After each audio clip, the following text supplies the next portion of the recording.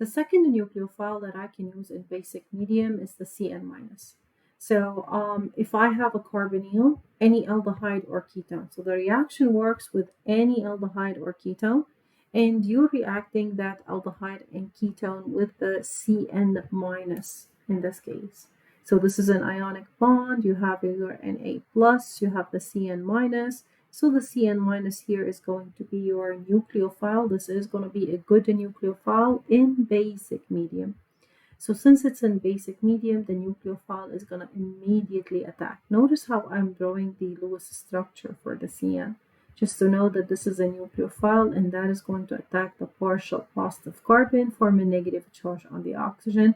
The reaction is two steps. You're going to do the protonation and you're going to get your addition of the Cn and the OH on the same carbon. This is called a cyanohydrin product.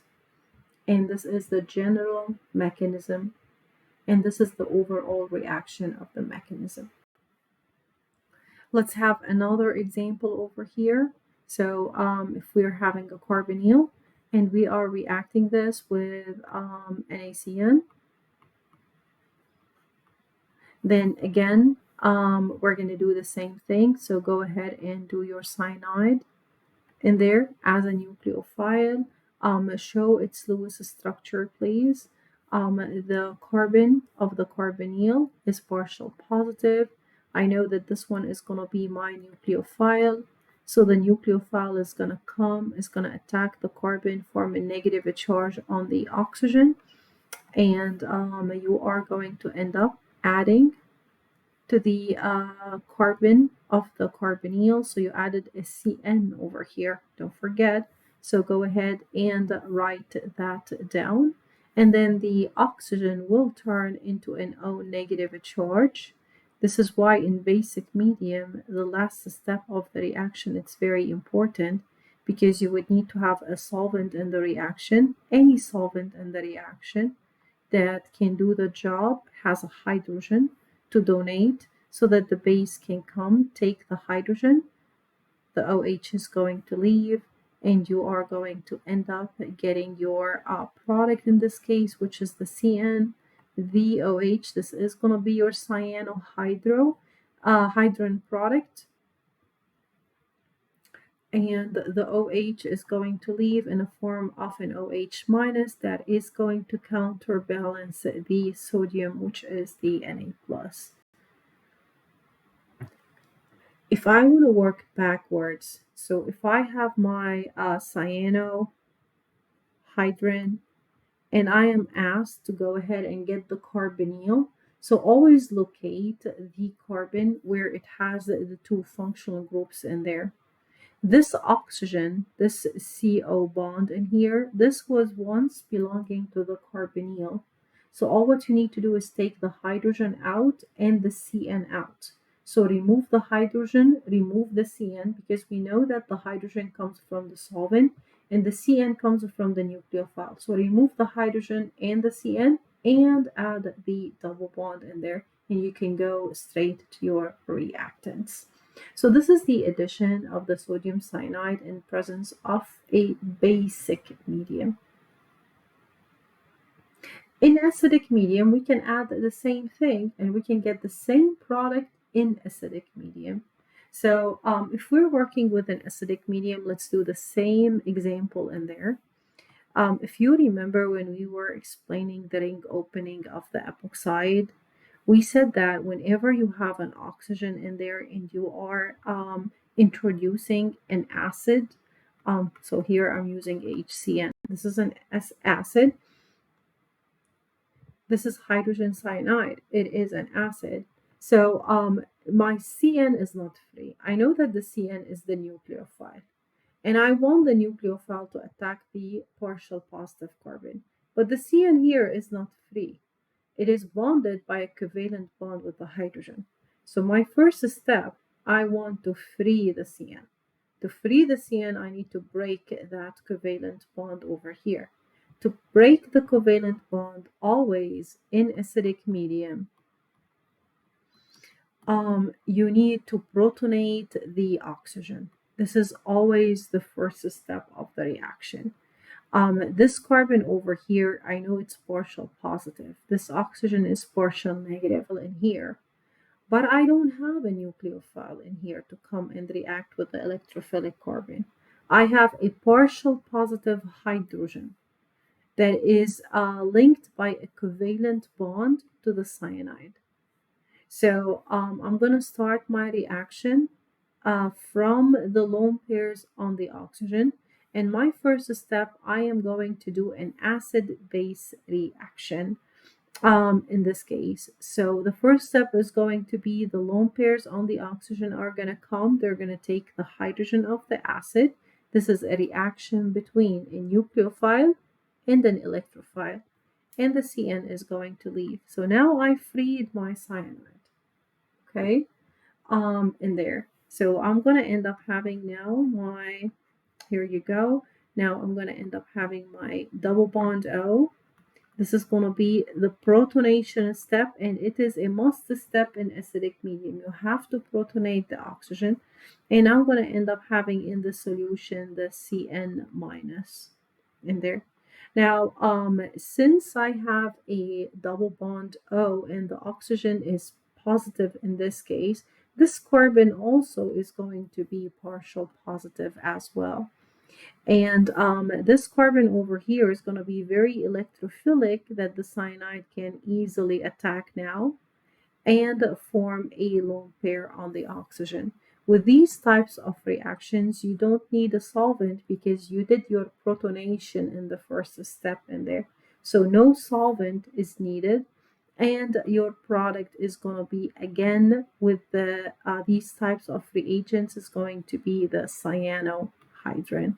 So that is going to be the cyanohydrin. The good thing about these reactions in both basic and acidic medium is that once I get the cyanide, I can hydrolyze the cyanide into a carboxylic acid.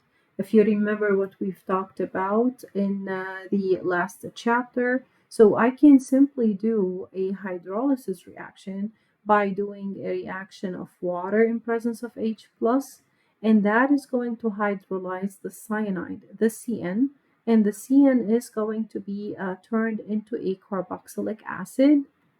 The OH is going to stay the same. And this is how I can introduce an acid. Or I can do hydrolysis in basic medium, where I can introduce a base in presence of water. And the cyanide is going to turn into the base of the acid. And I will have an OH in here. So if you wish to turn this into an acid, then what you need to do is you would need to add an additional H plus, any acid in there, like sulfuric, phosphoric, any acid in there. And then you will end up getting a carboxylic acid and an OH. It's basically the same product as the hydration in acidic medium, but here you're doing it in two steps. You are doing the basic medium, and then you are introducing the acid to get the carboxylic acid. Nucleophiles can be any of the carbon ions of the organometallic reagents. This is chapter 16. Please review those reactions there. Whether you are working with the Grignard or alkyl lithium, this is the nucleophilic attack in basic medium. So these nucleophiles will attack the carbon of the carbonyl in there, and then the next step is going to be the hydration. Also, we've talked about the reactions of Grignard and alkyl lithium with acid chlorides and esters. And we said that we normally use those more than once in order to get to the desired alcohol, which is the tertiary alcohol. We've talked also about the Gilman reagent with just the acid chloride. And in this type of reaction, we said that the CH3, which is the carbon ion, it's one of the CH3s. One of the two CH3s is going to come, attack the carbonyl, form a negative charge on the oxygen. Then the negative charge is going to close back to the carbonyl, and the chlorine is going to leave, and you're going to end up getting your ketone. All of those, we've talked about them in chapter 16. So please review these reactions if you are not 100% sure about them. Always look These types of reactions are important in synthesis. Let's say if you have a carbonyl here, we have a propanol, it's a 3 carbon, and we want to synthesize another carbonyl. Here we're moving from an aldehyde to a ketone in this case. So I am synthesizing a carbonyl that is made up of 7 carbons. So I've moved from 3 carbons to 7 carbons. So I added 4 carbons in this case. Addition of carbons means Grignard. So you can do Grignard and then do oxidation. So starting with an aldehyde. I know that aldehydes, if I do Grignard to aldehydes, they are going to turn into a secondary alcohol. And then I can oxidize the secondary alcohol into a ketone easily. So all I need to know is figure out what R's am I adding. And here I am adding this whole chain over there. It's 3 CH2s and the CH3. So go ahead and write them down, stick an MGBR in there. Do the Grignard in a 2-step reaction. Don't forget your diethyl ether part in there. Add your R group and then do the oxidation of the secondary alcohol into a ketone. Please review Grignards and esters, specifically cyclic esters. We also talked about those in chapter 60. The last nucleophile that I want to consider in basic medium, the strong nucleophile. So we've considered all of those. Let's consider the acetylene. And let's have an example on the acetylene. So let's say, for example, if I have this aldehyde over here, and I am reacting this with Na C triple bond CH. So in this case, I know that the sodium is positive, then definitely my carbon over here is going to be my carbanion, and this is going to be my nucleophile. This is going to be a strong nucleophile. This is going to be a partial positive carbon over here. So the strong nucleophile is going to come, attack the partial positive carbon, open the bond, and form a negative charge on the oxygen. I don't have an acid in here. So this is a basic medium. So the nucleophile immediately attacks the carbonyl, form a negative charge on the oxygen, and I will end up getting my O negative, my C triple bond, CH. This is going to be linear in this case. Pay attention, triple bonds are linear. And I'm going to have a hydrogen. And then my next step, so that is going to be step 1 in the reaction. Always a basic medium requires 2 steps. So the next step, any solvent that has a hydrogen, I'm going to use water. So water in this case is going to come and protonate this oxygen by an acid-base reaction. So that lone pair is going to come, take the partial positive hydrogen.